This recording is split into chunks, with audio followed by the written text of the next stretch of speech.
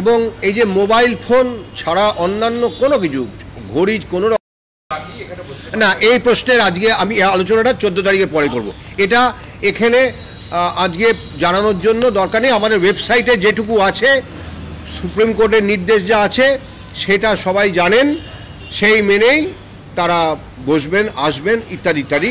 এই ব্যাপারে আমাদের কিছু আমাদের এই ব্যাপারে আমরা আজকে আলোচনা করব না। আরেকটা একটি প্রশ্ন আছে না, এটা আমাদের প্রশ্নপত্র সুরক্ষিত আছে, এটাই আমাদের প্রশ্নপত্র সুরক্ষিত আছে। আমি কোনো নাম করে বলছি না, সুরক্ষিত আছে। বলুন। হ্যাঁ, প্রফেশনাল তো অবশ্যই, যে কোনো অ্যাডমিট কার্ডই প্রফেশনাল। কারণ যোগ্যতা বিচারের জন্য যে ফিজিক্যাল ভেরিফিকেশন অফ ডকুমেন্ট হয়, তার আগে তার এলিজিবিলিটি বা যোগ্যতা সম্পর্কে সুনিশ্চিত হওয়া যায় না। অনলাইন ভেরিফিকেশান দিয়ে কখনো কারোর মানে যোগ্যতা আছে কি নেই সেটা সুনিশ্চিত বলা যায় না। So all admit cards always in all examinations are professional. না, এটা একটু ভুল বলা হলো। আপনি সেটা সব মিলিয়ে বলছেন, মানে শিক্ষাকর্মী এবং শিক্ষক মিলিয়ে বলছেন। আগের বারে শিক্ষক নিয়োগের পরীক্ষায় 2,90,000-এর কিছু বেশি মোট পরীক্ষার্থী ছিলেন, অর্থাৎ সেক্ষেত্রে একাদশ দ্বাদশে বেশি ছিল 1,50,000-এর কিছু বেশি, আর 1,41,000 মতন সেটা নবম দশমের ক্ষেত্রে 2,91,000 কিছু বেশি, প্রায় 3 লাখ। আর এবারে সেই সংখ্যাটা 5,65,000। সরি,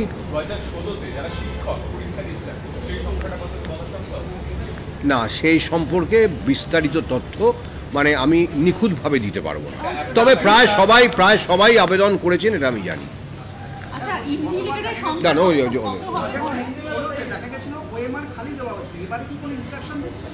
না, সেভাবে কোনো ইনস্ট্রাকশন কারণ নেই যে ব্ল্যাঙ্ক সাবমিট করা যাবে না, একটা গোল দিয়ে সাবমিট করলেই সেটি খুব মানে যোগ্য একটা ওএমআর হবে, এরকম কোনো ইনস্ট্রাকশন নেই। না না না, এটা অ্যাডমিট কার্ড এবং গাইডলাইন যা আছে না, সেটা ওএমআর বাতিল তো আমাদের লেখা আছে, অ্যাডমিট কার্ডে যা লেখা আছে বা ওএমআর শিটে লেখা থাকবে, প্রশ্নপত্রগুলির প্রশ্ন পুস্তিকাতে লেখা থাকবে। হ্যাঁ হ্যাঁ, ইনভিজিলেটরের সংখ্যা প্রতি 25 পিছু একজন, এরকমই মোটামুটি থাকবে। না, এটা আমি বললাম প্রশ্নপত্র সুরক্ষিত না, আমাদের সুরক্ষিত আছে। না না, আমাদের প্রশ্নপত্র সুরক্ষিত আছে, এইটুকু বলবো, আর কিছু বলবো না। পরীক্ষার পরে আপনারা সবাই বুঝতে পারবেন। আমি বলতে পারবো না, ওই নিয়ে আমার কোনো মন্তব্য নেই। না, এটা বললাম তো। বলুন। ইংলিশে বলছি, বলুন কি জানতে চান, please ask a specific question. আচ্ছা, total centers for the exam of tomorrow 636, and for the exam of 11-12 that is scheduled on 14th is 478, and total number of examinees, as I said, is nearly 3,20,000 for tomorrow's exam, 3,19,919 for tomorrow's exam, and 2,46,500 almost for 14th exam. So that is the number of examinees for the 2 exams and the number of centers. And the question booklets will have strong security features so that each individual candidate can be tracked. The security feature is quite robust to that extent.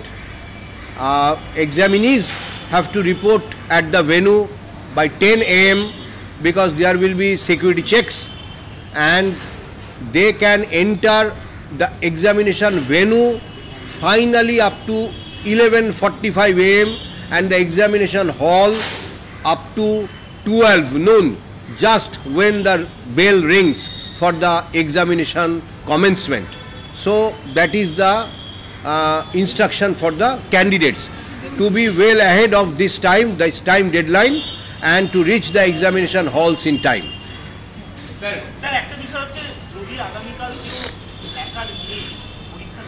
না, placard নিয়ে পরীক্ষা কেন্দ্রে ঢোকবার তো আমাদের কি নিয়ে ঢোকা যাবে সেটার ব্যাপারে একটা সুনির্দিষ্ট মানে নির্দেশিকা আছে, যেটা হচ্ছে একটি ট্রান্সপারেন্ট প্লাস্টিক ফোল্ডারে তার ফটো আইডি কার্ড, তার অ্যাডমিট কার্ড, তার পেন এবং একটি স্বচ্ছ জলের বোতল। পেনটি হতে হবে ট্রান্সপারেন্ট বা স্বচ্ছ পেন। তার পেনটা যদি সেই মতন না হয় পেনটিকে ফেলে দিতে হবে। পেনের জন্য ক্লোক রুম থাকবে না, এবং আমরা হল থেকে তাকে একটি পেন দেব। আমি এ ব্যাপারে কোনো মন্তব্য করব না।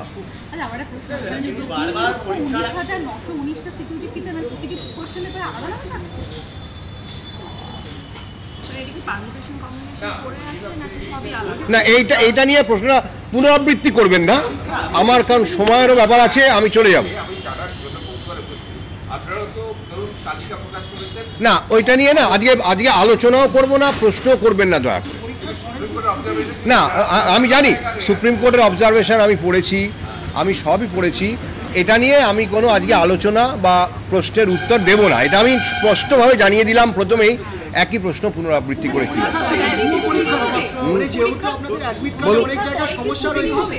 পরীক্ষার পরে কিসের স্ক্রুটিনি বলছেন? না দাঁড়ান, ওখান থেকে প্রশ্ন করছেন, আমি এদিকে তাকিয়ে ওখানে প্রশ্নের উত্তর কি করে দেব? হ্যাঁ নিশ্চয়ই, সেটাই সুপ্রিম কোর্টের অর্ডারেও আছে। আমি সেটা বললাম তো, আমি সেটা বলে দিলাম, নোটিশও দিয়েছি। না না, সেটা সিকিউরিটি ফিচার নিয়ে কখনো আলোচনা করতে নেই।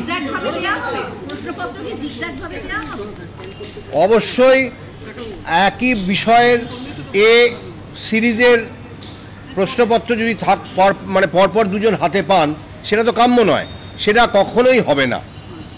এখন কি প্যাটার্ন হবে সেটা নিয়ে আলোচনা করবার দরকার নেই। পাশাপাশি দুজন একই বিষয়ের পরীক্ষার্থী একই সিরিজ প্রশ্ন হাতে পারছেন, এটি হবে না।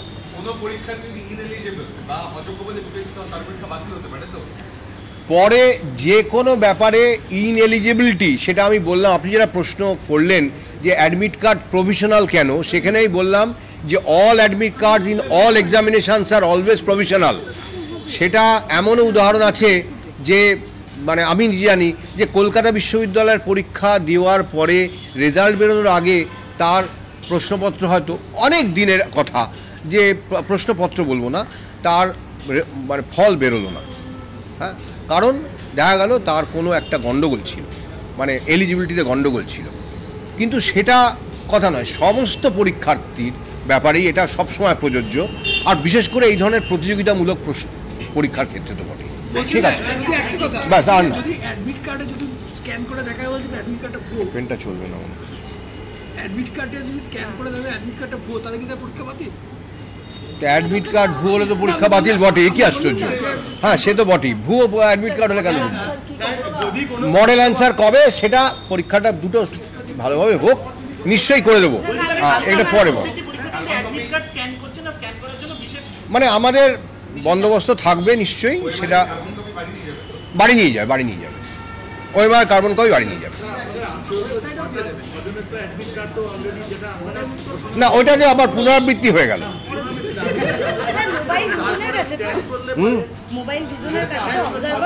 হ্যাঁ, মানে ইয়েতে দুজনের কাছে থাকবে পরীক্ষা কেন্দ্রে, মানে হ্যাঁ কেন্দ্রে, হলে নয়। পরীক্ষা চলাকালীন আপনি বলছিলেন যে কোয়েশ্চেন পেপারটা যদি ছবি তুলে বাইরে পাঠায়, মোস্ট সিনারিও যদি বাইরে যায়, আপনারা কতক্ষণের মধ্যে আইডেন্টিফাই করতে পারবেন? কতক্ষণে বলতে পারবো না, হয়তো 8 ঘন্টার মধ্যে। কিন্তু কিন্তু এটা হবে না বলেই আমাদের ধারণা, সেটা কাম্য নয়।